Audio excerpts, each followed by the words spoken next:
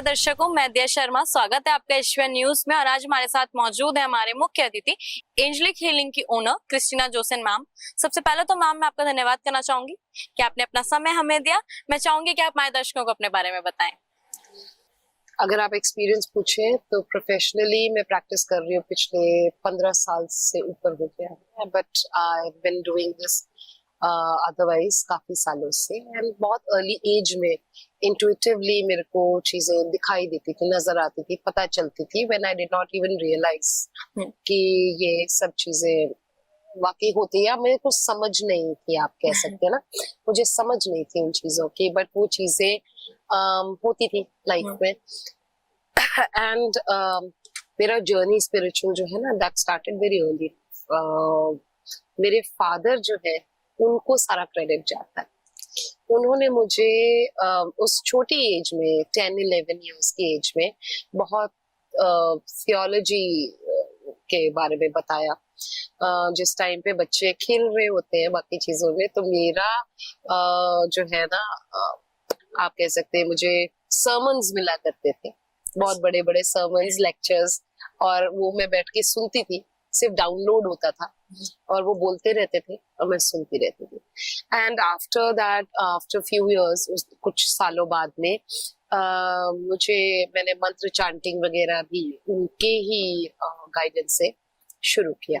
सो ये करते करते देन मेरे spiritual practices after over a decade, 12-14 साल से ऊपर मैंने कॉर्पोरेट में काम किया है। कॉर्पोरेट में काम करने के बाद I realize this is not me, because मेरा स्पिरिचुअल जो जर्नी है वो डिफरेंट था।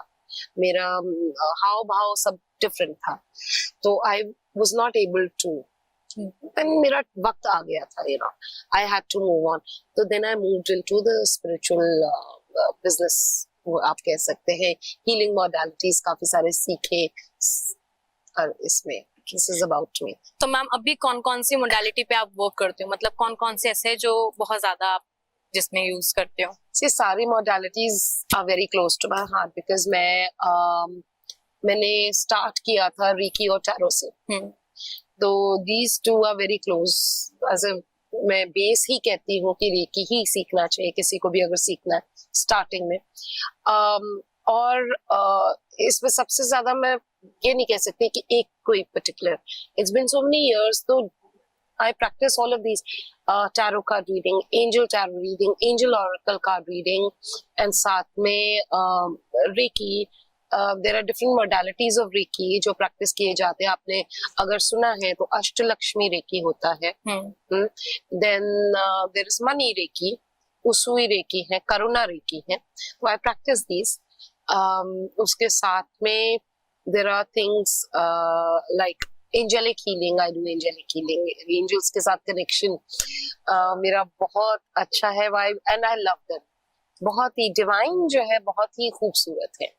खूबसूरत in the sense कि उनका एक loving way में हमें सिखाना, समझाना या हमें गाइड करना, वो बहुत ज्यादा अच्छा रहता है। और उनके गाइडेंस से लाइफ बहुत अच्छी चलती है।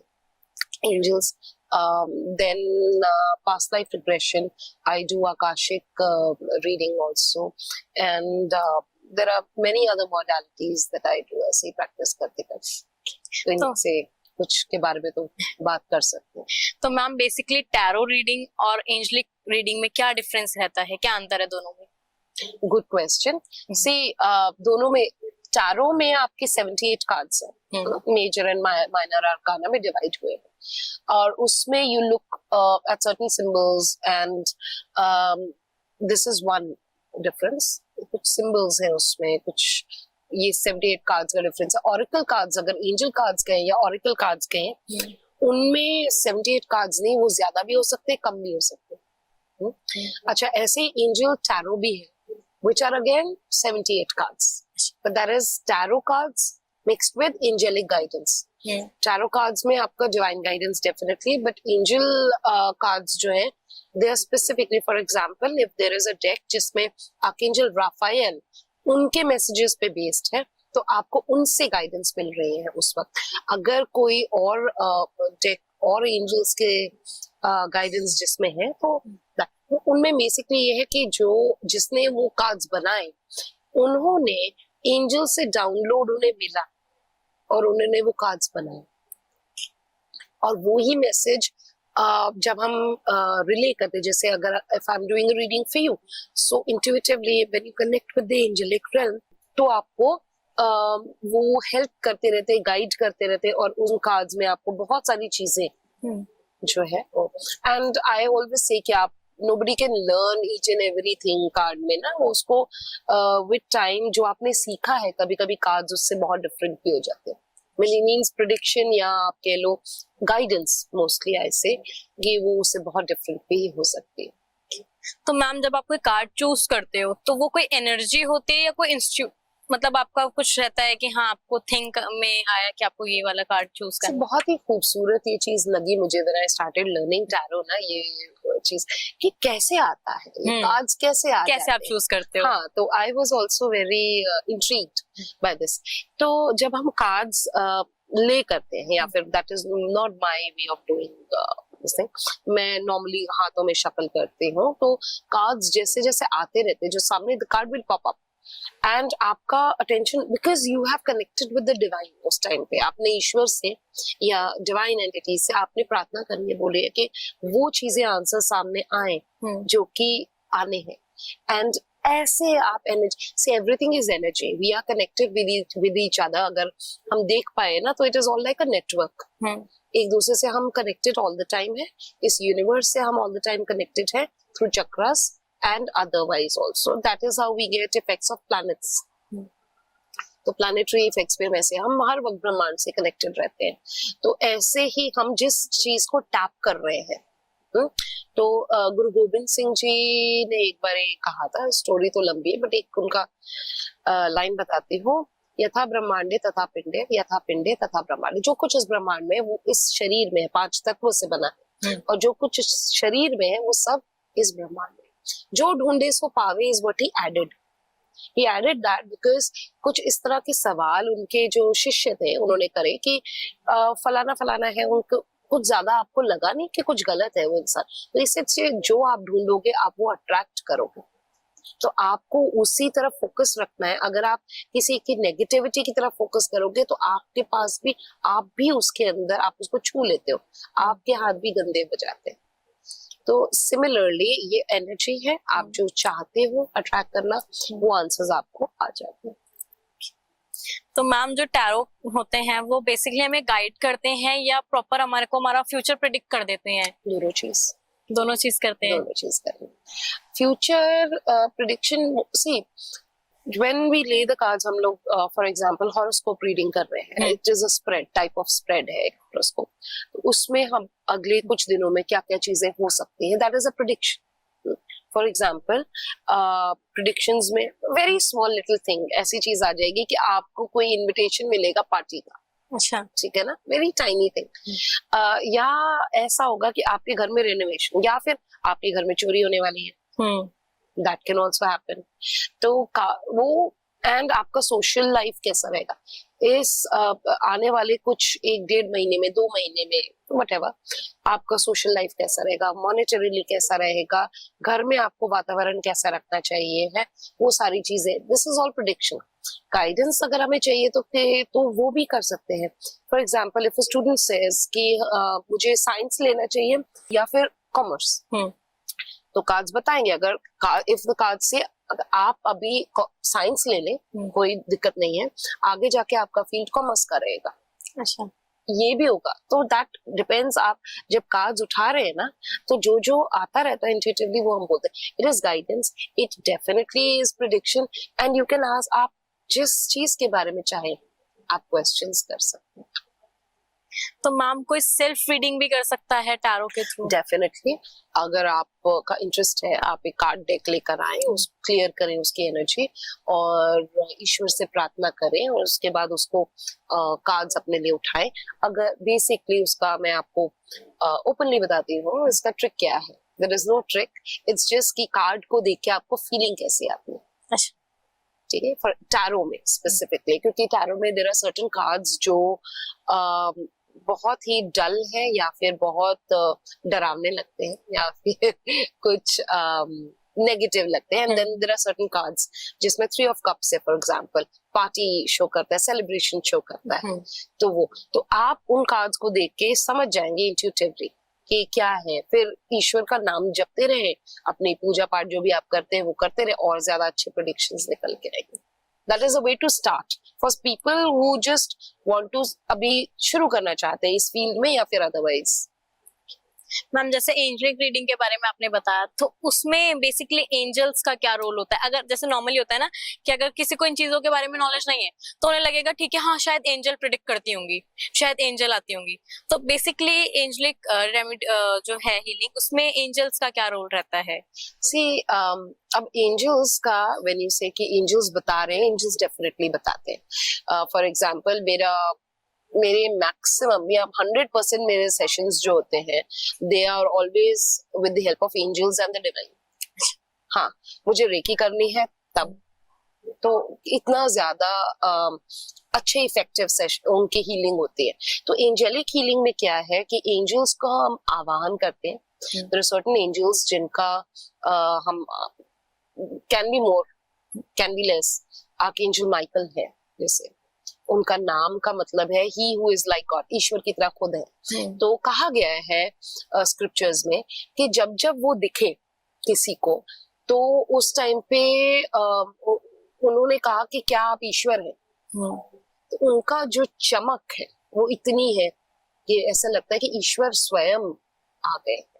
तो archangel Michael and archangel Gabriel जो कि प्रकट हुए थे टू मदर मैरी, और इस्लाम में उनका नाम है जिब्राइल अलैहिस्सलाम। तो वो हैं आर्कएंजल राफाएल जिनका नाम है गॉड हील्स। तो इन एंजल्स को हम बुलाते हैं फॉर सर्टेन थिंग्स। अब अगर मेरे को किसी का हेल्थ इश्यूज में ही वर्क करना है, I would call upon archangel Michael, archangel Rafael, तो उनकी मदद मैं लूंगी। तो ये है, I hope I have answered the question. इसमें अगर आपको जानना है तो। इसके अलावा मैम जैसे कार्ड में या किसी भी टैरो कार्ड में कोई ऐसी बात होती है जो बहुत ज्यादा डरने वाली हो कि मतलब हमें ऐसा रहे कि नहीं हमें ये क्वेश्चन नहीं करना, इससे डर लग रहा है, या कोई कार्ड ऐसा आ जाए जिससे बहुत ज्यादा डर लग जाए इंसान को? से लोगों ने बहुत हाइप क्रिएट किया हुआ है। जो रीडर है ना, it depends on the reader कि वो कैसे सामने वाले को, वो कहते हैं ना बैड न्यूज भी देना है तो उसको एक तरीके से दो कि सामने वाला एकदम बेहोश ना हो जाए। You know, so there is always a way of putting it. मैं पर्सनली ये कहती हूँ कि कभी भी ये जो डर का बिजनेस है वो नहीं करना चाहिए। मेरा मानना यही है कि डराओ मत किसी को, आप चॉइसेस दो, समझाओ, गाइड करो। कार्ड्स ऐसे आते हैं जो for example devil card, that is a very scary card, या डेथ कार्ड आ जाता है तो डेथ देखते ही कोई कहता है मृत्यु। डेथ इज नॉट मृत्यु literally, it is also a new beginning. एक रिलेशनशिप की डेथ भी तो हो सकती है, वो जरूरी नहीं है कि किसी इंसान की। बिल्कुल। एक फेज की भी डेथ हो सकती है, जरूरी नहीं है किसी इंसान की। तो उसको रिले करना कैसे है वो समझ में आना चाहिए, because that is called number 13। अच्छा, 13 के बारे में हमने बहुत ज्यादा हाइप भी है ना, हाउस नंबर 13, रूम नंबर 13, ये वो ऐसा वैसा। तो वो हमारे को एक एंड, 4 नंबर आता है तो वो एक एंडिंग दिखा रहा होता है। 5 नंबर फिर वहीं से शुरू होता है, 6 से वापस से न्यू बिगिनिंग्स की तरफ को हम जाते हैं। 5 अगेन चैलेंजेस दिखाता है इसमें एज पर टैरो कार्ड्स, जो न्यूमरोलॉजी जो हम फॉलो करते हैं टैरो में। ओके। इसके अलावा मैम जैसे हमने अभी एंजलिक के और टैरो के बारे में जान लिया, अब हम थोड़ा सा रेकी की तरफ ध्यान देते हैं कि बेसिकली रेकी हीलिंग कैसे वर्क करती है और किस मोडालिटी पे बेसिकली वर्क करती है। रेकी हीलिंग, रेकी का मतलब है ईश्वरीय ऊर्जा या यूनिवर्सल एनर्जी। ये ब्रह्मांड में किनकी एनर्जी है? शिव शक्ति, ठीक है, एंड ईश्वर की। तो यहाँ पे हम उस एनर्जी को टैप इन कर रहे हैं, वो कि ऑलरेडी हमारी हर जगह है, बट देयर इज हम उससे और ज्यादा डीपली कनेक्ट होते हैं by the help of the गुरु, जिन्होंने हमारा अचीवमेंट किया, या हमारी आप कह सकते हैं तार जोड़ी। तो गुरु का बहुत मेजर रोल है यहाँ पे। देन उस एनर्जी को टैप इन करके वो आपके through you become a transmitter, और आपके थ्रू, आपके हाथों के थ्रू वो ट्रांसमिट होगी एनर्जी। इसमें सिंबल्स का यूज होता है and based on the symbols energy manipulate होती है। पावर सिंबल्स है या और है। ओके तो मैम जो रेकी हीलिंग है बेसिकली वो हमारे आउटर बॉडी पे वर्क करते हैं या मेंटली भी वर्क करते हैं, हमारे शारीरिक उस पे हर level एक पे ही work चीज करेंगे? पे, हर एक चीज पे वर्क करेगा रेकी हीलिंग। जब आप अंदर से हील होते हैं तो आप बाहर से हील हो जाते हैं, ठीक है। चाहे वो हम मेडिसिन आयुर्वेद को लेके देखें या वैसे, तो दोनों चीजें पे वर्क करेगा। आई पर्सनली ऑलवेज सजेस्ट कि आप अगर हीलिंग करा रहे हैं तो साथ में if there is a medical condition, आप हमेशा डॉक्टर से प्रिस्क्राइब मेडिसिन लें और अच्छा डाइट रखें, then the energy will work. But for Reiki to work सबसे इम्पोर्टेंट चीज जो है वो आपका अपना मन है, सबसे इम्पोर्टेंट आपके अपने कर्म है। ये दुनिया जो है ना वो कर्म प्रधान है। अगर आप डायबिटीज की हीलिंग करा रहे हैं बट आप रोज मीठा खाना चाहते हैं तो आपको वो हीलिंग वर्क नहीं करेगा। हीलर कोशिश करता रहे वो थक जाएगा और एक दिन डांट भी लगा देगा कि आप रहने दो, हमें नहीं करना आपका हीलिंग। Quite a possibility. तो मैम हीलिंग के दौरान जो आपके क्लाइंट्स रहते हैं उन्हें किस तरीके की फीलिंग आती है या किस तरीके की बॉडी में वो मोमेंट कैसा होता है उस टाइम पे?